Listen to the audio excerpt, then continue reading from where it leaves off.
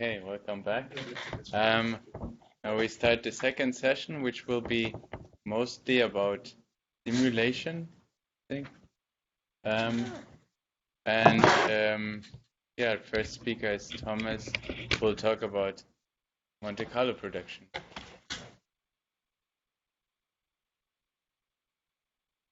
Thanks for everybody being here. I was asked to talk a bit about doing Monte Carlo at GlueX.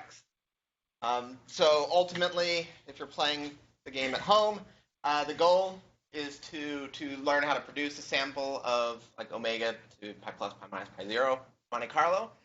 What you'll need to actually do it, you need a SimRecon, built SimRecon that if you did 1A, following Mark Ito's build scripts, you should already have. And you need MC Wrapper, which is located in in HC Utilities. Sake of this, version 1.14 or later, the break stuff. Optionally, I will mention the OSG and how to interface with that. But to actually run it, you need a certificate. If you already have one, then you can play the game outside the iFarm in OSG land. So to do Monte Carlo, I produced this program, MC Wrapper. The idea behind it is really to be this kind of one-stop shop simulation. In order for it to kind of fill that need, it needs to be able to complete the production chain from generating the 4 vectors all the way through running your plugins. Mark Ito mentioned this kind of in his buzzwords section. It needs to be able to run both JAMP3 and JAMP4 easily. This will help bridge the gap because HJAMP4, it's here. We should start using it. And we already have an easy way through MC Wrapper to do it. It should provide basic standards of simulation. And that's really so that you don't have 8 people all with their own personal scripts kind of half doing the same thing. It is the same. You have a versioned way of producing Monte Carlo. Want to be customizable, going to utilize various batch systems, and probably more importantly, I want to provide support for new users getting into the game. So the Monte Carlo production line, this was already alluded to. You have generation step, which gives you your 4 vectors. You're going to pass those into JAUNT, which is going to simulate the detector response. Then you're going to take the output of JAUNT, and it's a little too clean, so you're going to smear it. This is where you're tuning the Monte Carlo to be more like data. And finally, you're going to reconstruct. Each step is providing you output. And some studies you may want to look at low-level quantities coming from the detector response, or maybe you don't. So the MC Wrapper will actually handle all of those outputs for you. Additionally, if you have a pre-generated set of 4 vectors in HDDM format, MC Wrapper will take it, it'll skip this step, and you'll go through this path here. Generation, the generator block, MC Wrapper supports a bunch of generators. There are even like 4 or 5 that I don't have listed here. To do the omega 3 pi, we're going to be using Gen omega 3 pi. The nice thing about MC Wrapper to do Monte Carlo, and this is an undefined acronym, it's the Run Conditions Database. So when we actually take data, we're recording various properties. What's the beam energy? What was the angle of polarization of the beam? The coherent peak position? All these things are stored, and a lot of generators actually utilize them. They need to know what the angle of polarization is, say, or what the electron beam energy is. These types of things. Before, you had to query the database for a run that you wanted to simulate. You had to get those numbers. You had to put them in the config file, not just config file, but possibly multiple config files. You had to do a lot of work. And I'm a human. I I would totally typo something. So MC Wrapper will go make the queries for you and fill all those things in as needed.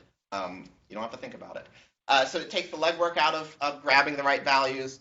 An important but subtle note, in order for these grabbed values to be used, the generator must use them.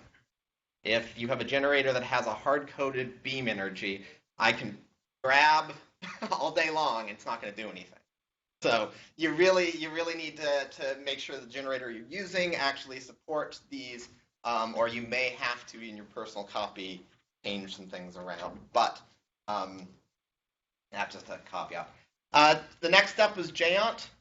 So MC Wrapper supports both HD JAUNT and HD JAUNT4. This is, I say supports, really build scripts supporting it. MC Wrapper knows how to run the two. You don't have to worry about those differences. It also uses this RCDB to fill out many of the settings or so-called cards for you.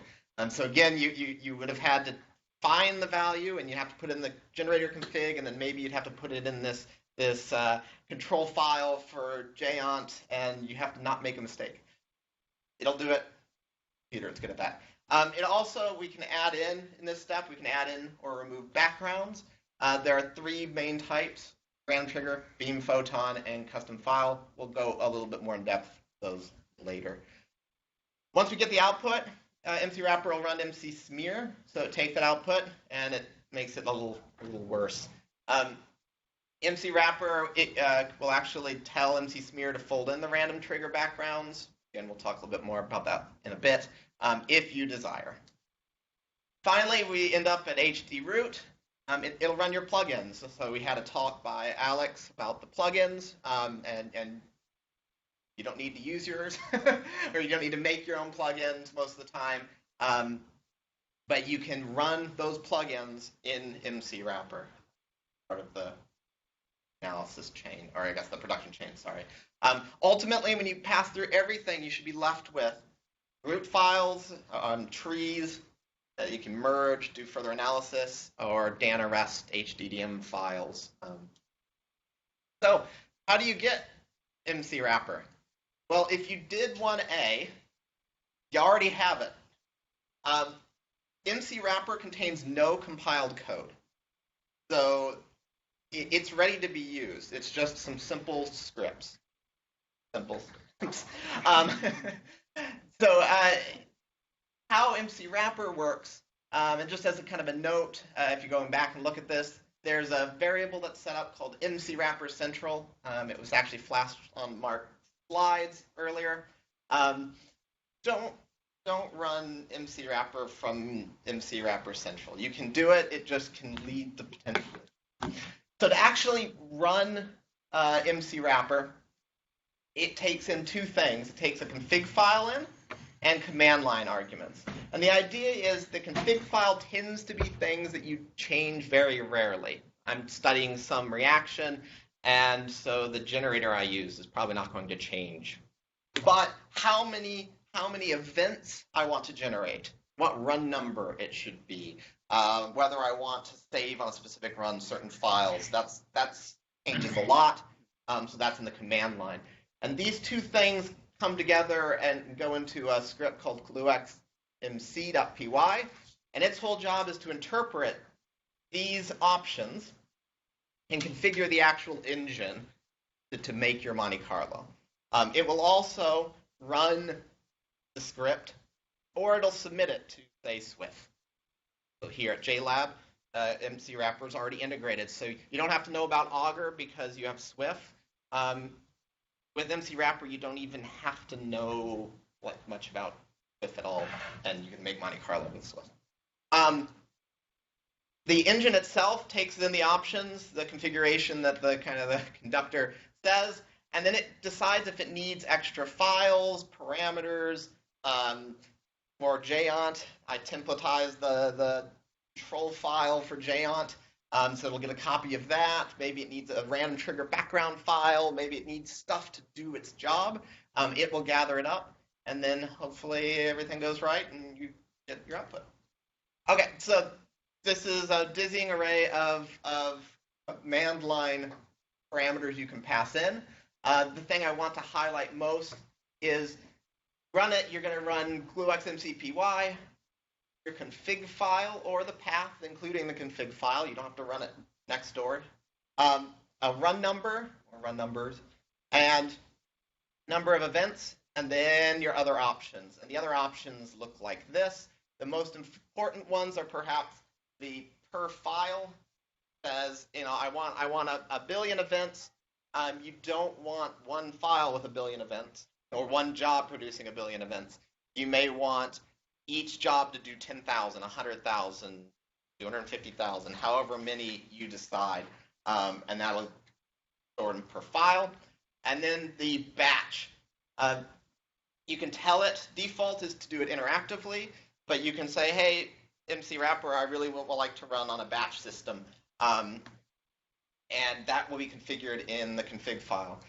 Down below is an example. This would generate the Monte Carlo as specified in mc.config for run number 11366. It'll do 10,000 events. It will leave the smeared file so the hit level quantities are preserved, and it'll run on the batch farm. And this probably looks fine on computers, but not on the projector. But what I wanted to show was not every little thing. It looks very similar to the batch submission config files. That's where it got its inspiration from. Useful paths and pretty much all the options you could possibly need to do Monte Carlo right here.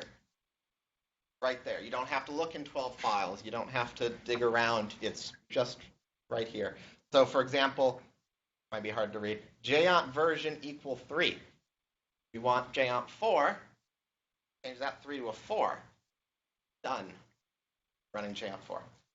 Some of the most important options that you couldn't read in the previous one, data output base directory. This is the full path to where you want the files to be.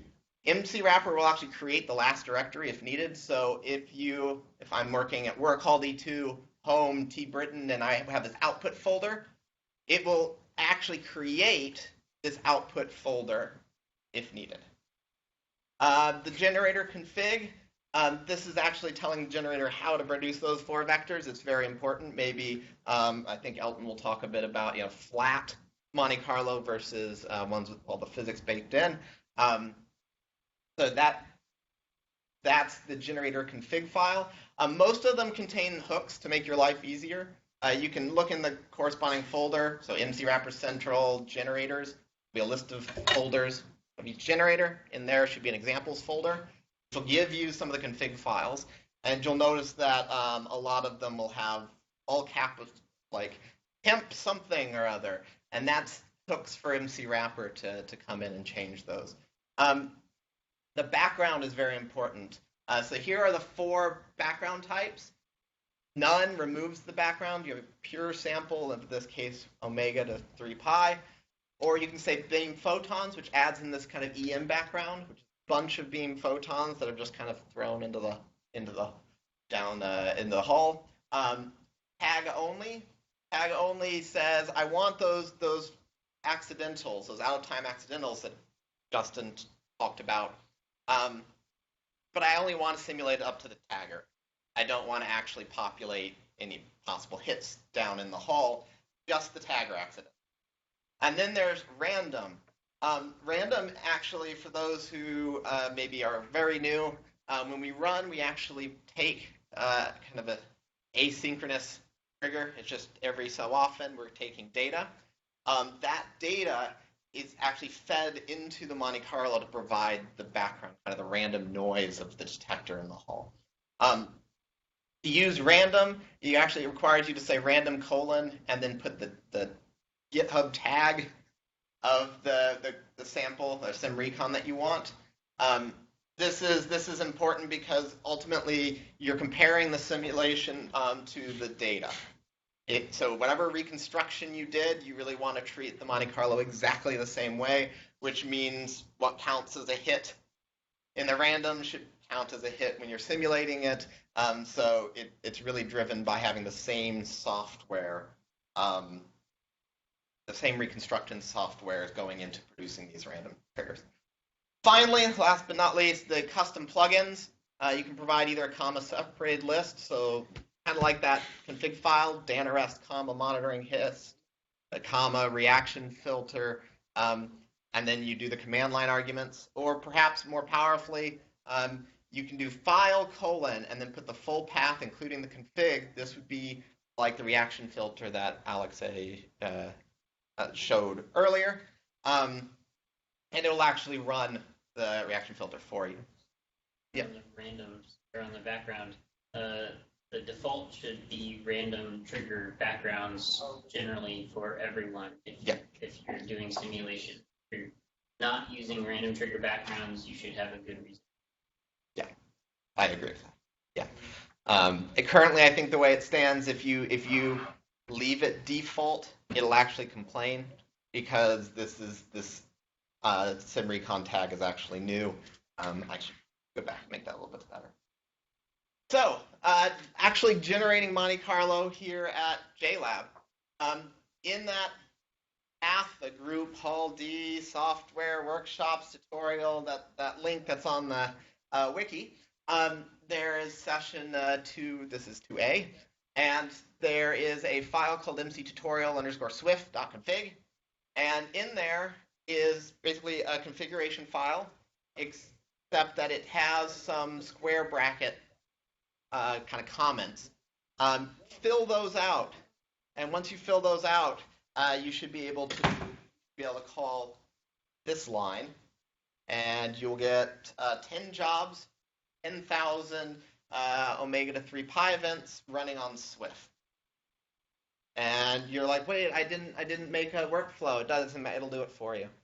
So you don't have to know anything about Swift even, and it'll still work.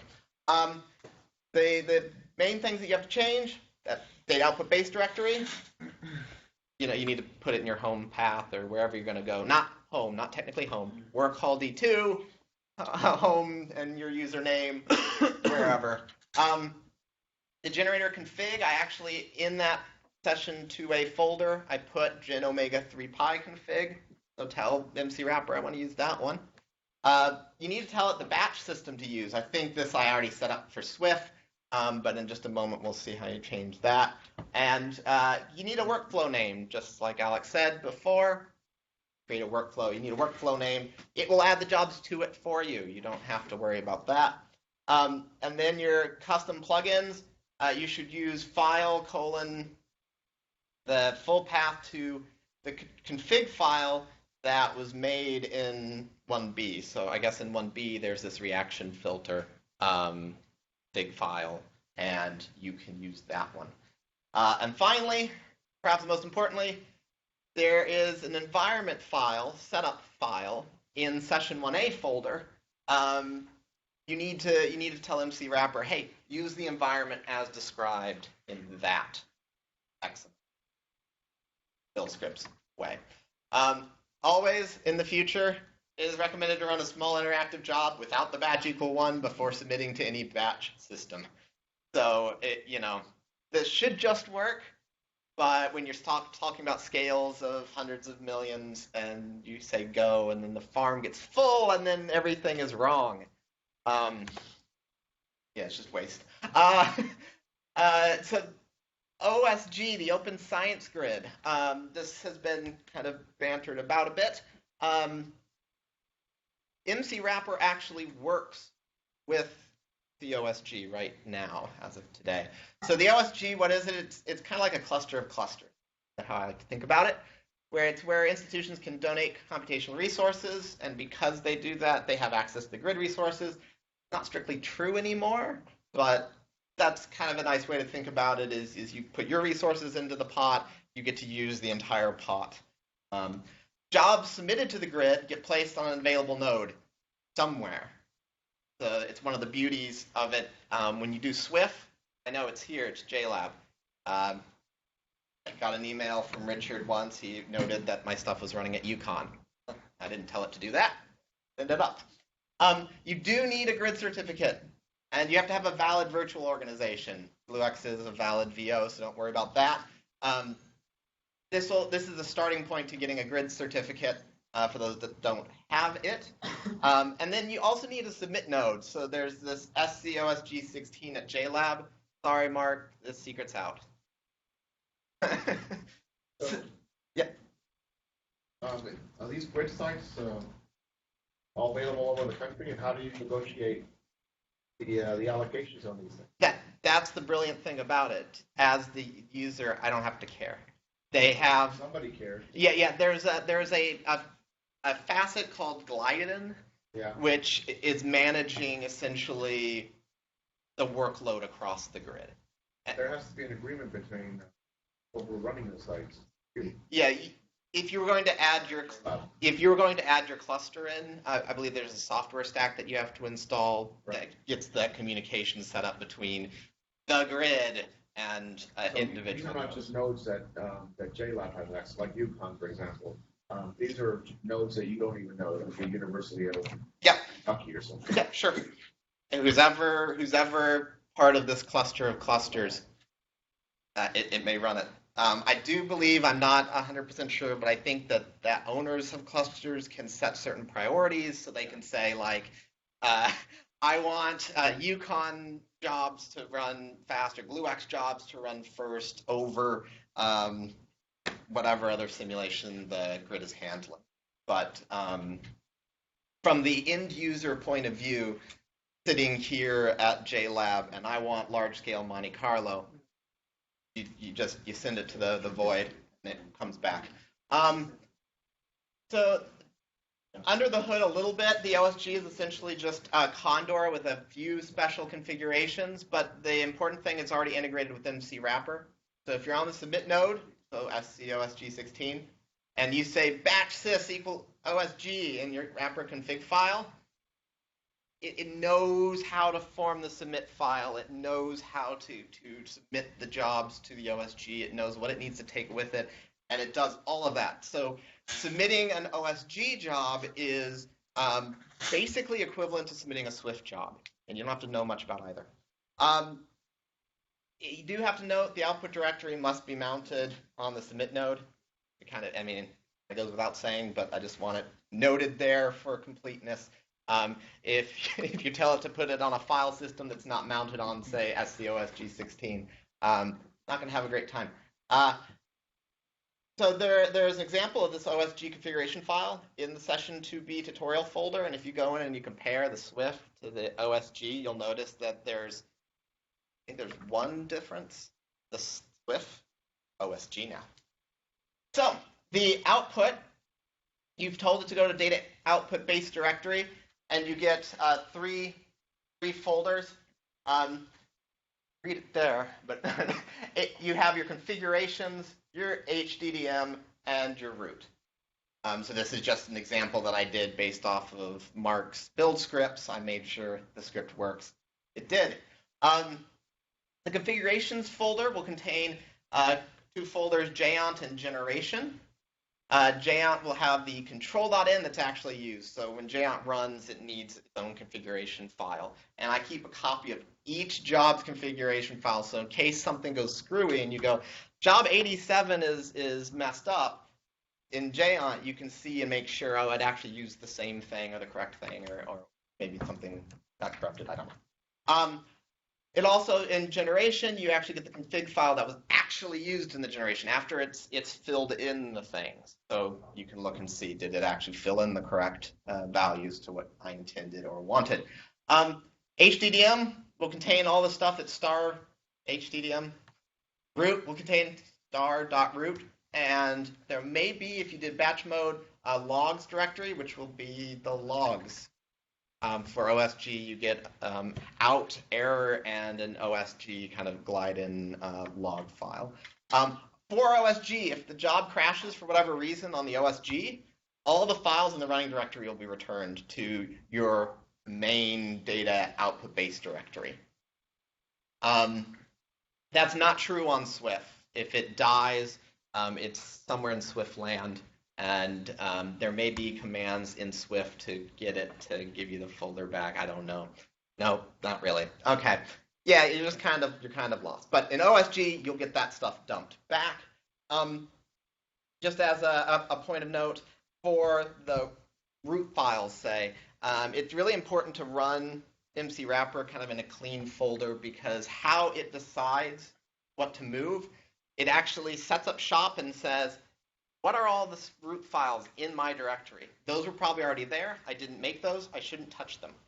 And if you repeatedly run the same thing in the same directory, the same running directory, it may not move the output files because it sees them and goes, nope, I didn't make those. Other helpful tips, real quick. Elton's going to talk a little bit about how he uses the tag option. This allows you to take the canonical name that I stated and slip some characters in there to help you out. Also, clean up the folders. If you're running interactive jobs and something fails, maybe you're developing a generator and it's not working quite, you'll get these folders with the run number underscore job number, and in there could be files, and the next time you run it, this thing will go, oh, that folder already exists. It'll hop in it. It can stomp on other runs. That can happen. Use the clean and then MC smear, clean jaunt, clean generate, clean recon equals 0 to save the output from each step. So clean MC smear equals 0 will save the smeared HDM files before. You can also provide a run range. So if you're looking at like the golden period, for example, what it'll actually do is it'll say, what are the production status approved runs? How many events were taken for those runs? And then it will give you the right proportion of the run numbers across however many events you want. Finally, MC wrapper is a framework for the Monte Carlo production. By itself, it doesn't actually do the generation or simulation. So if your copy of SemRecon is broken, MC wrapper is not going to work with it. So yeah, so you have to fix session 1A. You have to deal with that before MC wrapper will work. But because MC wrapper contains no compiled code, you can wrap it too. So if you, for whatever reason, you have generate, which is monoenergetic, and you would like to do samples at each GEV or bins of whatever, you can create a very simple script that will actually templatize you just templatize the wrapper config file and the command line command that you send it. So find and replace is your friend. Now, if somebody comes to me and says, I want pi 0 over these run numbers, I actually have a script that I add those run numbers to a file, and I say go, and it submits to the OSG, and then I wait. So in conclusion, MC wrapper is a lightweight set of scripts to manage your your Monte Carlo production. It has integration to submission to numerous batch systems I didn't talk about, but yes, it works at QSub. Yes, it works on Condor. So if you're at CMU, Indiana, or a couple other institutions, it already works on your home institution. It reduces human errors. I'm very prone to them being human myself. It's really supposed to take a lot of the grunt work out of producing Monte Carlo. It guarantees consistency and provides some provenance.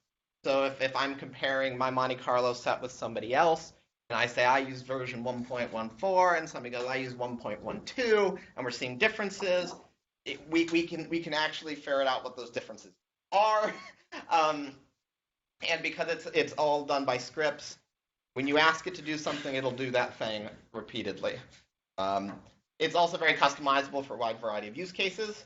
So now go forth, make some Monte Carlo. Not that hard. And if you need any extra help, or you have bug reports or feature requests, you can email me, and I will add it to my heap. Thank you. So, if I have a farm with Condor, I don't have to do anything. MC wrapper should just work. If Condor is set up properly, then yeah, it will write its own submission file, and then it'll say, now go do it. So if you're at a home institution, there are other non-QSub, non-Condor, non-OSG, non-Swift batch systems. Then I actually would like to work with you to get that batch system in MC Wrapper too. Because the dream kind of is that you're a new institution or you're a new graduate student and somebody says, we need some Monte Carlo for this channel right now. You go, oh, God, I have to learn how to do all the submission stuff. And then, no, you can just Wrapper do it. It'll be fine. It'll be fine. Yes, what you do. Oh, yes. Neglected one. It works on a lot of them. Thomas, can you explain the batch equal to one part? It sounds like if something crashes, like some terrifying consequence that will happen. Are you talking about the this? I think it was a little like a slide 15. This one here, on the last bottom part, was saying some. This is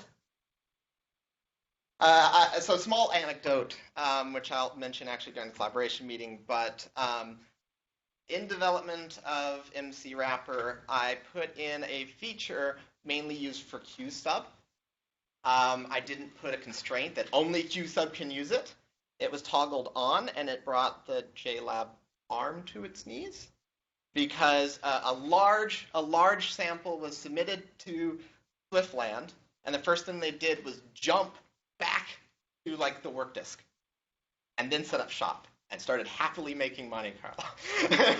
And it was a very large sample, and so you had 1,000 jobs all hammering these nodes, and so yeah, that can't happen anymore. I fixed that, but you should always. It's more annoying than anything, to be honest. Safeguards have been placed, but I know I've done several times where you think you have everything set up and you submit 1,000 jobs and you go, that's not row. That's not whatever, because you're pointing at the wrong config file, especially when you're doing stuff for the group. So it just allows me, okay, does it run successfully? Yes, I get what I expect. Now go make 1 billion of them. That's so. Maybe I'm being a little hyperbolic, but you should always do it. Yeah, I have a second question. What about Dirk? Is that fully, I'd say, all in there? Or? See, the greatest thing about MC Wrapper is it isn't Jaunt. So yes, it is just by the fact that it's in HTJaunt 4, right? Right. So that. Whether you run with the Dirk or any other detector depends on how your environment is set up. So right. That relies on what Mark started with. The current environment is for the current GlueX detector. Right. But if you wanted to add the geometry for the Dirk, you would need a custom installation of HTTPS, which would be Mark's build. Right. But then I saw then there is let's say you can specify the run numbers. Right. So then I guess for those runs, there is a flag saying Dirk is there. Well, not quite. Most of the, and I'm struggling to think of any counterexample. When you go to the run number, it's bean conditions. But soon. Yeah. Go ahead. Well, yeah. So if you're talking about the geometry, right? So right now, default is to pull the geometry. Files which are defined in XML actually out of the CCDB, right?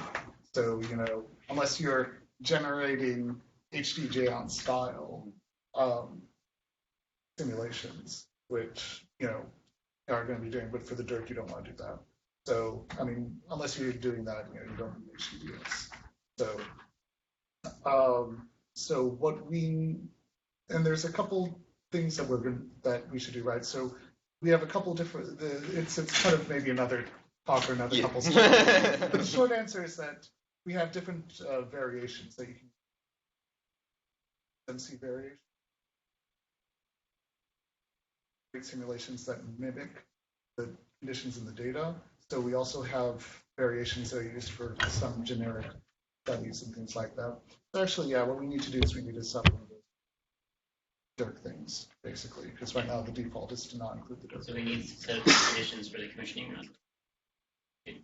Use for simulations for that, because the state, or what Thomas talked about, is basically using any previous run that we've already taken data with, simulating do that.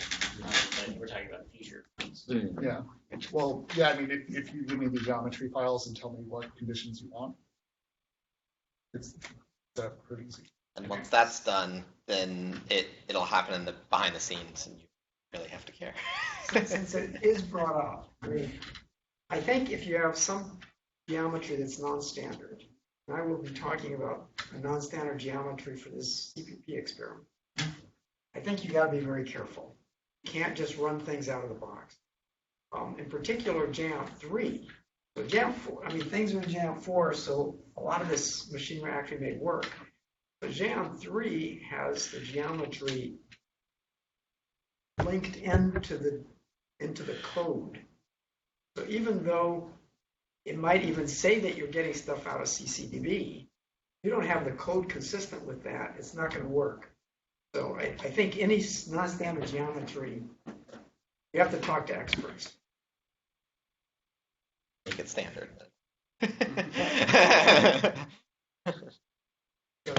Yeah, so maybe the thing is generally this stuff is good if you're doing, normal GlueX analysis. If you're on the cutting edge, things are always good. Yeah, that's what you said. Then you yell at one of us. Cool. Hold on. Then we will go to this session 2B, which is efficiency correction and flux normalization by Justin. Okay, so the goal here is to talk about how you can get efficiencies from Monte Carlo and normalize by the beam flux. And so that is basically how you measure a cross-section. Just a sort of introduction to what we're trying to do. In the experiment, you measure some number of events using the D reaction and the D selector. Calculate this number for whatever process you're looking for. You need to know the efficiency for how efficiently the GlueX detector reconstructs that, and we'll come to the details of that later. You need to know the luminosity, basically the number of photons that hit the target, and then that allows you to measure the cross-section. Barnes, and we're interested in this for several reasons. We want to validate our understanding of the detector, so is the absolute scale of this comparable to previous measurements at other experiments, and then how does this cross-section depend on some kinematic variables like the beam energy transfer to the proton, and that can tell you something about the production mechanism. So we'll try to give you a picture of how you can get all the pieces of this guy. Okay, so this denominator here kind of breaks down into a couple of pieces. I called this luminosity before, but let's find that. That's essentially the number of photons that hit the hydrogen target times the thickness of the target. And so we can get those two values. This is just a fixed number for a liquid hydrogen target at a certain density with a certain length. And this flux is something that I'll sort of briefly go over that we can measure using a separate set of detectors to get the total number of beam photons that okay, so that's the luminosity part of this guy, and I'll say what untagged means in a minute. So how do we measure this flux? There's something called the pair spectrometer, which is upstream of the GlueX detector. The electron beam comes in here, hits the radiator. We tag the electrons, so we know what the photon energy is here. Beam pipe. And then here we have a converter where we make E plus E minus pairs. They bend in a dipole magnet, and we measure the E plus E minus pair, and that's called a pair spectrometer pair. So if you know the thickness of this converter and you know the acceptance of this detector, you can just count the number of these E plus E minus pairs that you reconstruct, and you can make a plot like this, which is the number of beam photons as a function of the energy of this pair. So by measuring the bend in the magnetic field, you get the energy, guys. And so this is a sort of a characteristic picture of that coherent peak spectrum at about 8.8 GeV. And this is what we call the untagged flux. So if you don't know anything about the tagger detector and you just measure these E+ E- pairs, the photon beam, this is a pure measure of the untagged beam. So it has this nice smooth distribution with these peaks. Okay, so that's the untagged flux. That's essentially what we want to go here. But we use this tagger detector, and it has some geometry to it, where at different energies there are different kinds of taggers. There are some holes between the tagger counters, and so when we measure both an E+ E- pair here and the photon, the tagged electron associated with that photon, then our energy spectrum is not nice and continuous because we have these effects from the different tagger counters that are. And our goal basically is to measure this tagged flux, which is a coincidence between the paraspectrometer and tagger detector, and use that so we don't have to simulate the efficiency of this tagger detector. All right, so we're going to try to go from an equation where we have this untagged flux to using this tagged flux, which is something we experimentally can measure rather well. So to do that, we're going to replace this untagged flux with this expression here. So you can measure the ratio of the tagged flux. So when you require a coincidence of a tagger counter and a paraspectrometer pair divided by the untagged flux. So this is just the number of PS plus tag divided by PS. And that's essentially the efficiency of the tagger. So you could, in principle, measure that or simulate it. But instead, you can replace this untagged flux with a tagged flux and two components of this tagging efficiency. So let's say you didn't know this tagging efficiency and you wanted to remove it from the cross-section formula, then you could replace this guy with this here, and then you can cancel this tagging efficiency. And so what that leaves us with is now, instead of the total efficiency for reconstruction here, which included a tagging efficiency, we factorize this so we can drop that out. And what we want to measure from our Monte Carlo sample is the efficiency of reconstructing the event, but assuming that there was a tagger hit there. So removing any dependence on the tagger geometry from our efficiency calculation. And so the tagged flux and the target thickness we're assuming is coming from some other source, and your job as the analyzer is to provide this yield, which is the number of events for your reaction, and this non-tag efficiency. So what's the efficiency of reconstructing your final state, assuming that you already have a tagger hit? Okay, so we're going to talk about these two guys. So efficiency, how do we calculate it? We want to know this epsilon. Generically, it's the number of observed events in some Monte Carlo sample divided by the number of generated events. And in principle, you can measure this in many dimensions. This is some parameter space X, like beam energy and T and phi, let's say. And we want to be able to correct for the events that are not observed due to reconstruction inefficiencies. So the CDC doesn't detect all the hits, and so you miss it. Maybe your event selection cuts are tight and you reject some event, and that all goes into losses in this number of events. So typically the way you do this is you generate some Monte Carlo sample, like Thomas told us about, this omega to 3 pi. You count the number of events you generated and the number of events you observe running through the full reconstruction process for your simulation, and you can measure this function versus many different variables you might be. Okay. So the major caveat here that I'm not going to talk about today is this assumes that our simulation of Géant, the smearing, all the stuff in the reconstruction chain, reproduces the efficiency that's in the real data. And this is what we basically spent the WorkFest talking about a little while ago, is to validate these kinds of effects. So for today, we're assuming that this is true and that we can look to extract the efficiency from the simulation directly. But this is a big step that hopefully we'll be hearing about at the collaboration. All right, so that's how we measure the efficiency. So how do we get these two numbers, the number of generated and the number of observed? So just if we can go back to the reminder here, this formula, we removed the dependence on the efficiency of our tagging detector. So we want to remove that, strip that out of our simulation sample. So we need to remove any of the generated events that don't have a tagger hit. So we can factorize this out. And for that, we've created a special plugin that's called mcthrown_tree. And you can run it using the same hdroot command that Alex mentioned before on any of our REST data that comes from this would be one of the outputs of the MC wrapper that Thomas was mentioning.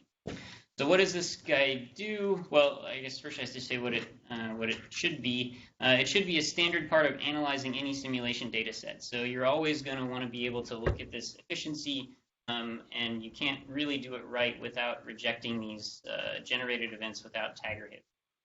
It removes generated events without a tag photon, and it's important for providing the phase space generation for the denominator of efficiencies and amplitude analyses. All right, so what does it do? It writes out a tree which contains the generated particle information. So it has no reconstructed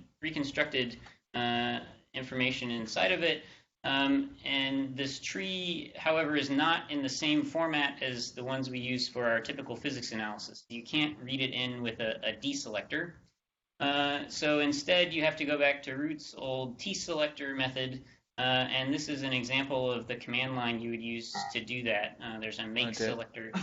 There's actually a possibility to make your own deselector for the truth tree. This is true. It cannot be the same deselector that you use to analyze data, but you can make a specific deselector for a thrown tree. Possibility exists. I don't know that I've seen it. I've used it. Is there a make deselector option for that? You just make a deselector and specify the thrown tree instead of your usual analysis tree, and it works. Okay. Magic. There's a third method I'll mention. Okay, so there are several steps to go this route. Well, anyway, this tree contains the thrown information, and you need some way of looping over it. So you could use a deselector. It's not in the same format as your previous deselector. So the choice of how you get there, maybe we can have a few examples of. But basically, you need to loop over this and make a histogram of this number of generated events in whatever dimensions you want to study the efficiency. Okay, so this is one way of analyzing that thrown tree. Then you need the numerator for your efficiency. So this is the reconstructed yield from your Monte Carlo sample, the same one you use for the denominator. Because you're requiring that there's a tagged photon in the reconstruction, it has that tagging efficiency, or it has the same requirement that there is a tagged photon as generated sample now does. So the whole tagging efficiency factorizes out. But you need to subtract off backgrounds and tagger accidentals and misidentification from the sample. So basically, you're counting the number of omegas reconstructed in this 3-pion mass distribution. Okay, so then you take those two. This is an example from one of the scripts that's in the exercise directory that's linked at the end of the talk. This is the number of generated omegas that have a tagger hit as a function of photon beam energy. So we generated a big sample of events. It had the coherent peak in it, but you'll notice that there's some regions down here at low energy where there's holes, or looks like there's a lower omega yield. That's because we've removed the generated events that wouldn't have hit a tagger counter. That's part of where this efficiency factorized that part out. Then we look at the number of events we observe from the Monte Carlo. So you run the sample through the full reconstruction chain all the way through your deselector, and you get a yield for your omegas as a function of beam energy again. notice that the holes show up in the same place. And then when you take the ratio of these two as a function of beam energy, you see that it's smooth. And if we hadn't removed these events that didn't have tagger hits down here, you'd see those holes in the efficiency over here. And that's part of the analysis. Okay, so this is our efficiency as a function of beam energy. We could have done this in dimensions where x is all the observable efficiencies, or all the ways you'd like to measure the dependence of. Okay, so this is a repeat. This is the same efficiency here, and this is the non-tagging efficiency that we had in our cross-section formula. This is the same omega yield as a function of beam energy, but from the data. So this is what you, the analyzer, pulled out from your analysis of the data. Notice it has similar holes at different beam energy. And the assumption that I'm not telling you anything about here is that someone else provided you with a histogram of the tagged flux in the same binning of this beam energy. And when you divide this histogram by the efficiency and by this tagged flux that comes from some external source, and you scale by some extra factor, this is the cross-section that you get for this omega set of omega events. And it has some dependence on energy. This comes out in some large factor of the expected value, but I haven't done any detailed study of this in any shape or form, which is why it's in quotes for a cross-section. But this is the steps that you would need to do this kind of an analysis. Justin? Yeah. Question. I'm a little hazy on this. Your first quantity, the epsilon non-tag. Yeah. Is this something that's universal across all reactions, or is it specific to each reaction? No, this is specific to your reaction. So this number of observed omegas from Monte Carlo is the number of events that make it through your full analysis chain. Yeah, yeah. So this depends on your reaction filter. It depends on your deselector and the cuts you apply. Uh-huh. Yeah.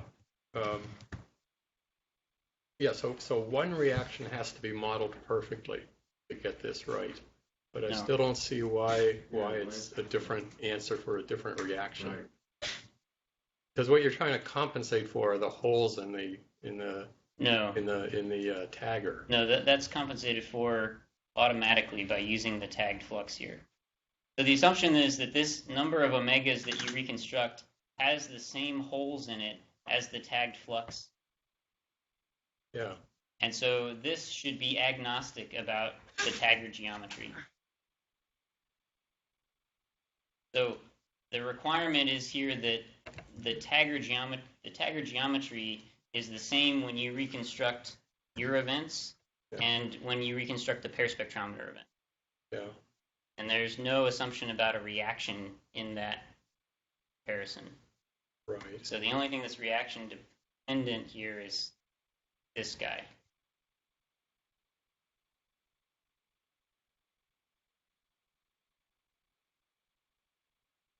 Let me think about it some more. Okay. Because I mean, this makes every reaction a nightmare to normalize separately. I don't understand why. Because you have to go through this procedure for every reaction separately, right? To get what you call the epsilon non-tag. Well, you have to do it for every reaction separately anyway. Every reaction has to know its efficiency. Measure a cross-section. Right, but I still am not totally clear why that's not a universal thing for all reactions. Think about this as the efficiency of reconstructing the final state in the GlueX detector. Yeah. Assuming you know nothing about tagger. So forget about the tagger for a second. You just had a photon beam and you wanted to know the efficiency of measuring the final state in the GlueX detector. That has to be different for every reaction. Yeah, that part, sure. Yeah. Uh-huh. And that's all this is. There's nothing else in here besides the efficiency of the GlueX spectrometer in Hall D. Oh. So, okay. So package to there. That part I agree with completely. So this part absorbs everything that's in Hall D. Yeah. And then by using the tagged flux and requiring a tagger when you reconstruct your yield, you've dropped out any dependence on the tagging efficiency. So when you reconstruct your events, you have to keep only those that had a tagger associated with them. Right, which is how we do all of our physics analyses. Yeah, and now I see the logic. Okay. Okay. Good. So what should you take home from this? We measure the tag flux using this paraspectrometer and the tagger. In coincidence, the efficiency that we need from simulation should exclude the tagger geometric efficiency. That's why we use this plugin. Yeah. Reminder of the caveat that this assumes that the Monte Carlo reproduces the real detector efficiency. This is a big task. If you happen to be looking for a service task, there are possibilities to get involved in this validation step. Sure. Let Sean or I or someone else know if you're interested in that. And all the exercise, all the scripts that were used to make the plots are in this path. Try them out and.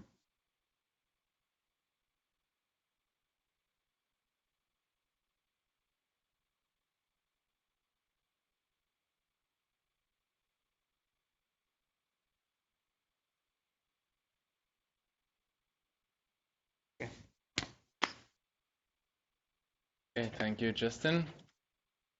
And the last presentation for this session While we're still awake. is Elton. You can slowly feel that the temperature in the room is rising. Yeah, I think maybe now that it's not, people are walking by, we can open the doors a little. So, go home. Yeah.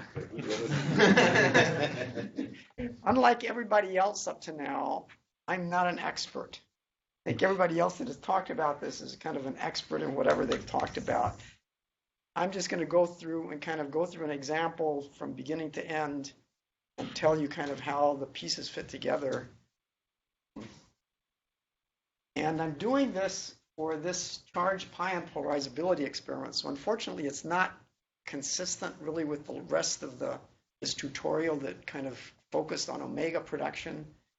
And I think the goal is eventually to really redo kind of this whole thing with the omega example. But for right now, this is a different geometry, and I won't say too much about that, and hopefully that, it'll still be useful in terms of going through all the steps. But this experiment is not at 9 GeV, it's between 5.5 and 6 GeV. It has a nuclear target. It's also positioned at 1 centimeter, whereas the normal hydrated target is at 65. Not that it'll make much difference. You won't see that much. And this is the reaction. So we have photon on lead going to a pi plus, pi minus, and a missing lead nucleus. So that's kind of the reaction. So I'm just going to kind of go through from generating events. This is a purely Monte Carlo exercise, so we don't have any data yet. So I'll tell you how we generated the events, and all the files for that are in this MC generation subfolder. And the rest of the files are in the main folder. And I think once we've generated the events, you can kind of go through and look at all the examples. They should work. So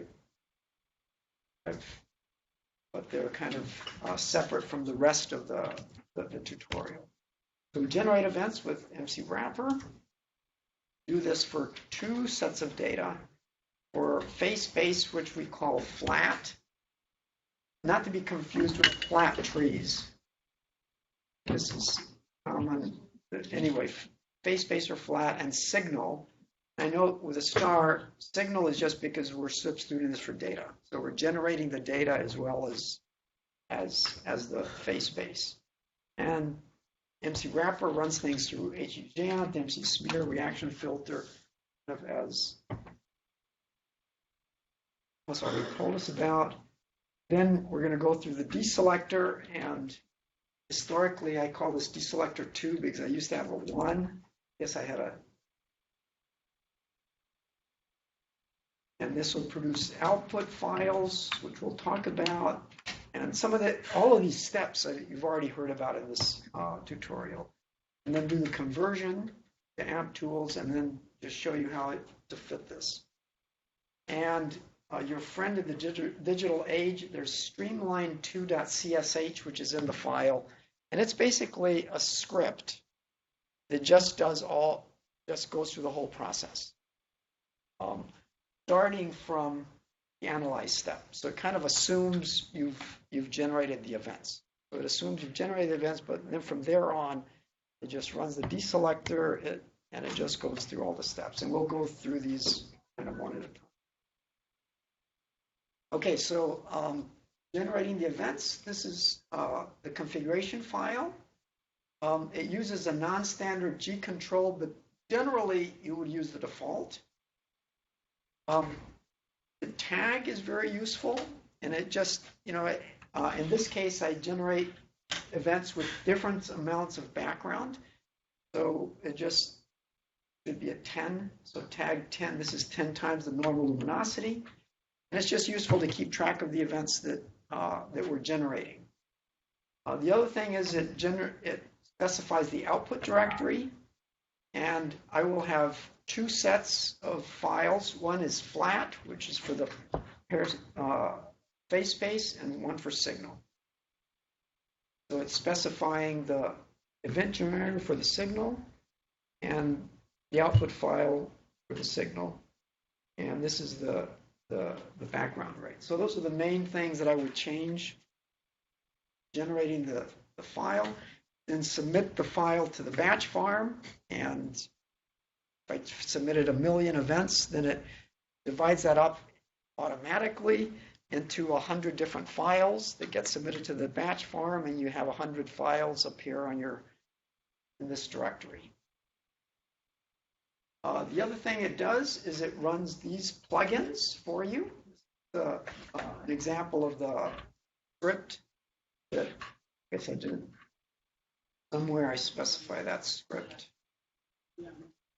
Down below. Cut it off. Okay, but anyway, this tells it where you specify the script, so it'll run data monitoring. It has this specific option for CPP, so you can ignore that. All these other things are commented out, and the reaction is a photon. 111 turns out to be the lead. So 1 on lead, pi plus, pi minus, minus pi plus. Missing lead nucleus. So that's the reaction. And I have one flag, which is B2. So it'll generate 2 bunches, tag bunches on either side of the peak. The default is 1. So I have to specify that.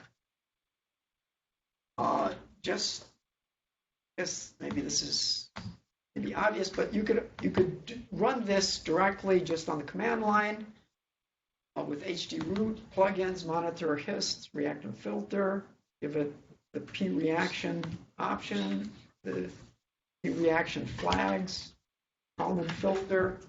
This is the input file. So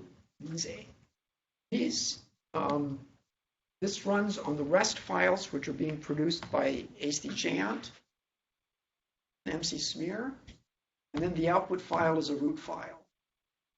And in the root file, I use the tag to keep track of the files. So this is kind of the tag that I've been using. And this says it's a signal. And I also tag it with the number of events. And at first that would seem like that's kind of redundant. But the reason I do that is that AMP tools is going to use 3 different files. And all 3 files have to be generated with the same number of events. And often when you're playing around, you generate one with one set of events, one with another. And if you give it 3 different files with different number of events, then it doesn't get the right answer. So I tag it with a number of events. So I have a consistent set of files. So this is the tag. If you look in this CSH, so it's substituting, these are variables inside the script. So you can see it substitutes the base signal and the maximum events. Okay, so then we run the deselector. So the deselector is now running on the output trees that have been generated. But we have 100 of them. So the first thing you do is just add up all these trees together. So this is the output file, and the input, all these files. Well, in this case, I think I just ran over 10 files, but you can give it a star. I can specify any number of files in this root directory, which was automatically created by the MC wrapper script. Some of these lines are redundant in my script, but anyway, it's moving the file into something that has the tag in it, so I can keep track of it. And then I run root with the deselector. And this is just a way of running this directly from the command line. There's probably other ways of doing that, but I have a little script called call deselector. All this does is it loads the load deselector and then processes the file.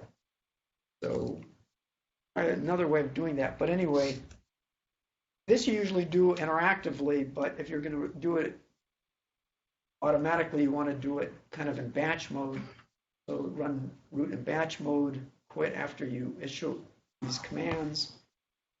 The other thing that it does is this particular deselector just writes a lot of things out to the screen. So it's a lot of debug lines. We take it out, but they're useful. And so I pipe all that to the list file because it just takes a long time for it actually to print things out. So if you just dump it to a file, it goes much quicker. Then you can actually look at the list file, the output, for any problems. So we've run the deselector. And so now we have a tree with all the deselector output. This is kind of what the file looks like. Justin kind of mentioned what the output looks like. This is the normal deselector output file. And here we have one event per entry. But for the input to AMP tools, you actually want all combinations, not just every event. So you can also output a flat tree. The flat tree has essentially the same information as the normal file, but has as one combo per entry in the tree. So that means that one event may have multiple combos in the file. So we now have a tree that has all the combos in it, tagged with tree flat, indicate that it's a flat file. So now, in a half a page, I'm going to tell you what the AMP tools does. First of all, you need a physics model to do the amplitude analysis. And this model is based on amplitudes. You have to define those in your code. And it also needs 3 files. So what it does is it minimizes the log likelihood. And the log likelihood is composed of 2 sums. So you have one sum, which is over the number of events in your data file. So this is the log of an intensity. And the intensity is constructed from the amplitudes in your model. It's evaluated at the value of the kinematics of the event. So this is a sum over entries in your data or your signal. And then this sum is over pure Monte Carlo, and it's a sum over entries in accepted generated events, MA. And this eta is just the ratio of accepted over generated Monte Carlo events. So 2 and 1 refer to these 3 files. So 3 is the sum over data. 2 is the sum over accepted phase space Monte Carlo. And this ratio, this acceptance, is just the ratio of accepted over generated, which is of 2 divided by 1. So these are the 3 files you need. Elton, is that eta the same calculation that Justin showed? Yes.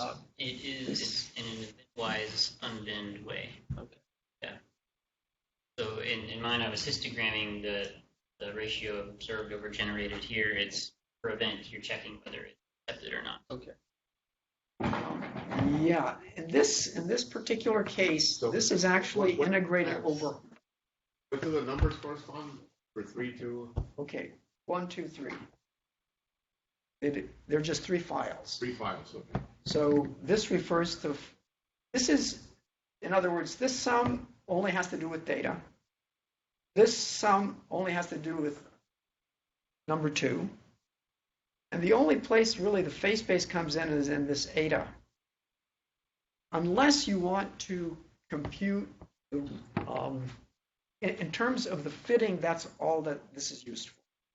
Integrate average acceptance. Now, if you want to, say, plot or want to know what the true distribution is, then you need this, you have to kind of go through what Justin was talking about. So you have to go through the acceptance depending on all the kinematics. But in terms of the likelihood, you don't need to know that because you've taken your generated events, you've passed them through your Monte Carlo and your acceptance, and you compare it to the data.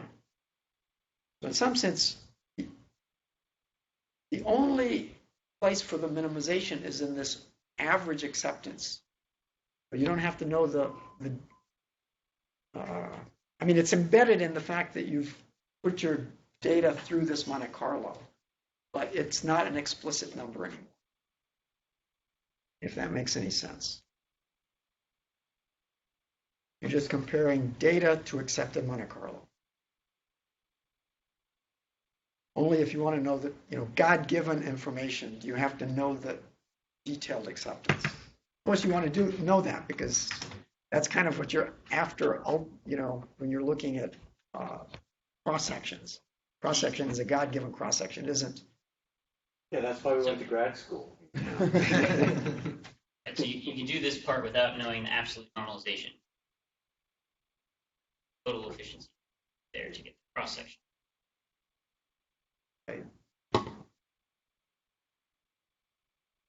Okay, so I'm going to tell you about how to go. So these 3 files are input into AMP tools, and I'll just tell you how I get them. And I would say this is probably not universal anymore. I don't think there's agreement within even our cloud. I mean, I think between a few of us sitting. A few of us are doing it different ways. So there are different ways of doing this, and we probably need to come up with a consistent way. But this is one way that will work. And maybe it'll be useful kind of to know how I did it. There used to be I guess there still is a program called Tree to AMP Tools.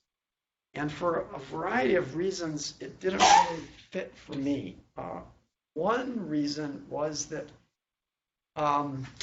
in general, when you run the reaction filter, the order of the particles that you put in the reaction filter correspond to the order of the 4 vectors of the output file. Except if you have a missing particle, it always puts it last. So it doesn't respect the order for the missing particle. And for that reason,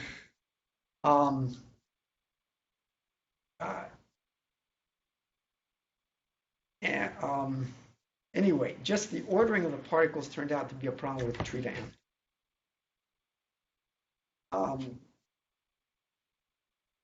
And so these are the commands that you give AMP tools, and go through this in, I think, a little more detail. Okay, so I'll first talk about the first file and how, so we've generated the events. They've gone through mcgen, hastygaunt, mcsmear, as Justin mentioned. This is so that they have all the tagger, they tell you whether they really have a photon tag or not. And so then you run hdroot on this, on the output, with this mc-thrown tree plugin. And so it generates this file that I call gen. And to convert that into the file that I use for amp tools, I just call this make amp tools flat mc-thrown.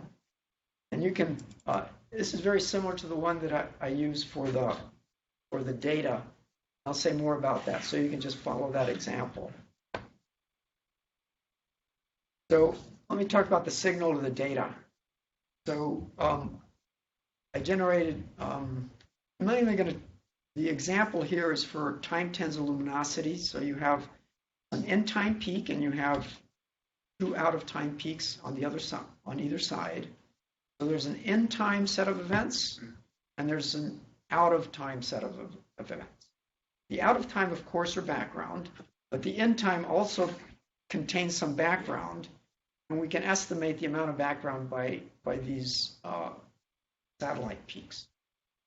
So normally what you would do, say, if you're just filling a histogram, you might fill everything, the main histogram, the weight of 1 for the in-time, and then fill it with a weight of -1/4 for each.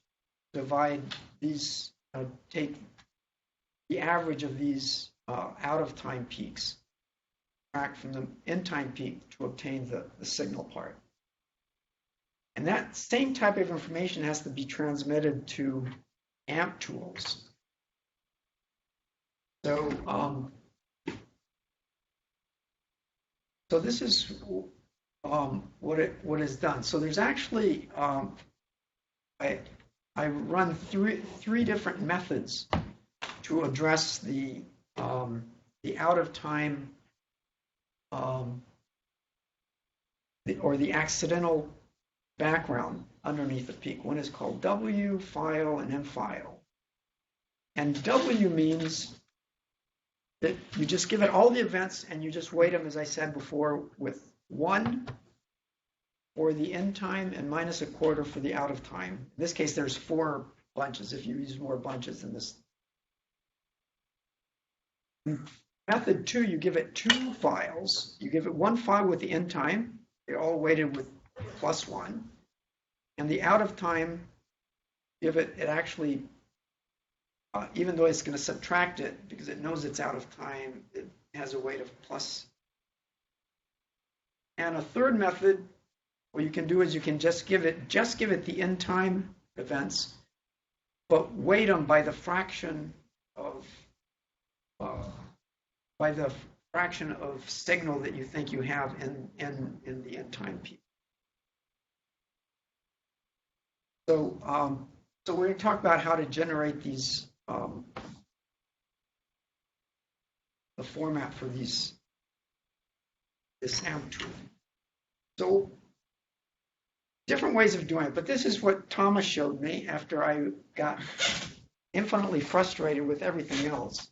Partially because sometimes I think there's some bugs in root, which, well, I blame them on root anyway. Yeah. But I blame everything on the environment. Instead of using the make selector or make deselector, make tselector, there's a make class, which is a more basic class. And it kind of does everything for you. So why go to more complications? So you basically define a file. You open a file, tell the file to get the tree, find the tree from that file. You just say make class and you give it a name. for a file, it'll create a file called makeamptoolsflat.c and a makeamptoolsflat.h. And then if you go into a root session, you just load the makeamptoolsflat.c, say makeamptoolsflat, t being your the tree, and then you loop over the T, and that gives you all the entries. And if you look at this file, it's kind of obvious how to get the entries. As a side note, the problem with this is that we have 4 vectors in the trees. And the new version of is it make T selector or make selector? Yeah, it'd be Make selector, in principle, does everything for you, except it does not recognize 4 vectors, which is exactly what we need. So the legacy, if you run it with the legacy option, it'll recognize the 4 vectors. So kind of going forward, forgets about the 4 vectors. There may be a way of figuring that out. So the example I showed used this legacy option Yeah. to make selector. Yeah, it uses a different way of reading the tree. But yeah. But anyway, so this is a way of getting at the same thing. And but it also has some quirks. So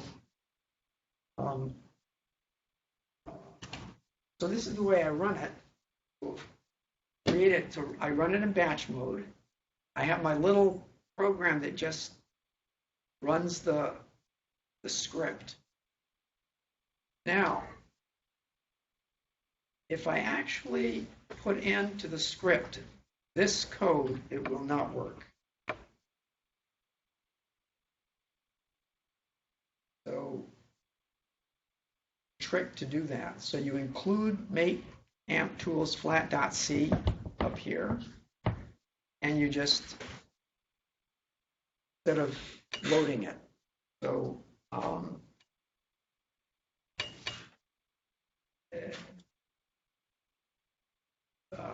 anyway, magic with root. And it takes an option.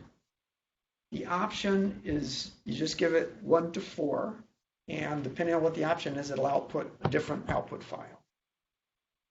Again, I just mentioned it because I kind of spent some time on this. One might ask, well, why don't you just generate all the files at the same time? You know, have 4 different output files. I did my best. I asked experts along the hall, and whatever I did, it got confused when I tried to output 4 files. So it's probably me, but I blame it on root. Anyway, by just outputting 1 file at a time, I got what I needed. That's the way I do it. Okay, so that's this the quote of the day, actually. What? It's probably me, but I blame it on root. It's a good story. Okay, so this is what the output file looks like. 1 combo per entry, same as the flat tree. But now we only have 4 vectors. So you don't have all the reconstructed data and all that kind of thing. You have a weight. I just plotted the weight here. Very simple tree.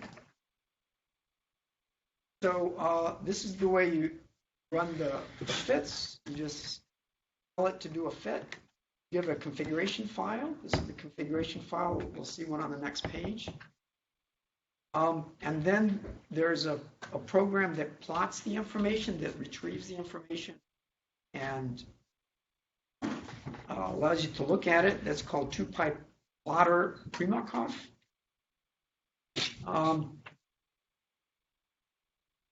But I run, and it creates a root file. And I have a script that just produces more of the plots that are useful for me.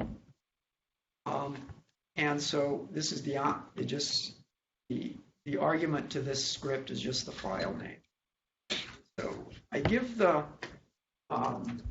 entry in the C shell, because sometimes if you have quotes inside of arguments, inside of parentheses, you need to get the right escape characters to make that work.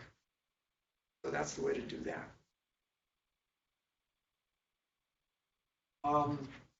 So just a little bit, one page again, what is being fitted here. The Primakov amplitude is has a very strong T-slope, 520 T. So there's a cross-section that depends on W and T, and then there's a row background, and which is simulated with Wright-Wigner. And there's an angular part to the S wave, represented by this A of SW. The Wright-Wigner of the P wave is multiplied by the angular distribution of the P wave. The amplitudes that are being fitted are the angular variables. And so we have a V1, V00, 1, V11, V1. It's generated with just two amplitudes, but then the fit actually fits for all four of them. So these should be 0 in the fit, but that'll indicate systematics. So this is a part of the configuration file. So you can see the input file. So in this case, it's the option file. So you need the end time. So you give it the generated file, the accepted generated, and these two files are the same no matter what option you use. Then there's the data, the end time, and the background, which is the out of time. Then you define these amplitudes. There's the A plus, there's A minus, and then you initialize them. And, so you run that through, and this is the output of the fit. And the red and the black kind of shows that the input signal, which is kind of in red, so-called data, kind of is reproduced by the fitted amplitudes, which is in black. And this is the fitted results. So, so that's it. Just went through an example of the CPP experiment from generating the events to analyzing the events, inputs to the amp tools, and then showed sample of the output. So anyway, the example kind of just goes from beginning to end, and I think hopefully it'll be useful. In particular, if you look at that streamline2.csh, it has all the steps that go through.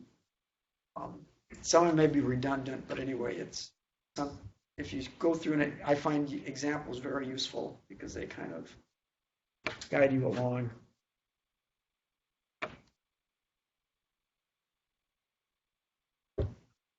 Any questions? Crystal clear. Yeah, like I know some of the demo files are available from the session folder, but if we didn't have access, if that didn't exist, where could we find similar templates for the HD root inputs and generate? So if you go to the file that's on the website, you can do everything with what's in that file. Yeah, like the data. Right. So it does not have the Dana REST files. So after that, after the output of HD root. So this file, I think, is already there. Mm-hmm. Oh. So from here on down, you can it's actually all in the file.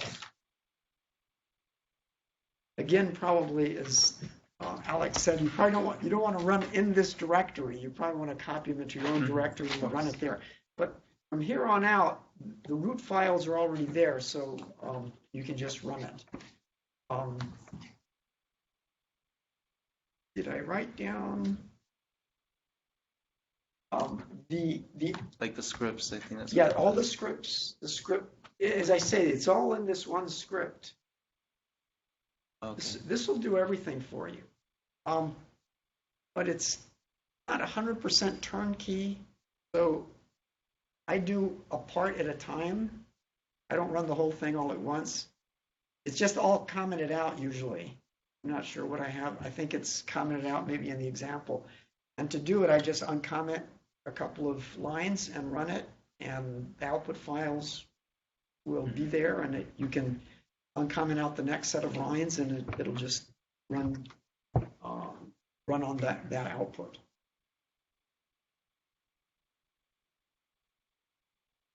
Streamline or streamline? Oh, streamline. Oh, streamline. So this is generally true for all the sessions, that you can find informations and scripts every here. There are folders for every session, and some of them are interlinked. So as you have seen in the presentations, it uses others. To modify them to a liking. Right. And you have probably also seen that GlueX as a whole is not really at a stage where everybody's using amplitude analysis yet. So everything on this side is a little bit is not in production mode yet. It's like specialized. Yeah. But we hope this will change soon, like within this year, hopefully. More and more users coming in, and that's why we do these workshops. So I hope you have learned a lot. It's not surprising if you didn't catch everything in the first glance, but you have all the material on the web now, and also these tutorials and exercises. And if you're here for the collaboration meeting, you're always invited to come and talk to us, ask questions. Try it out maybe in the evenings after the sessions. And then, yeah. And if you have a better way, then we can kind of incorporate it, especially this last part, since we haven't solidified it. I should also mention, and I think Carlos told me, I mean, there are other amplitude tools that he's developing, like PYPWA. And so this is not even the only option in terms of amplitude analysis. That would require additional, probably, files or formats for files to kind of feed that other amplitude analysis. Alex also has his own versions. So this is just one path. Please ask questions. There's already one discussion on a Google forum that was solved, maybe. So progress already. Thank you. Okay, thank you. Thank you.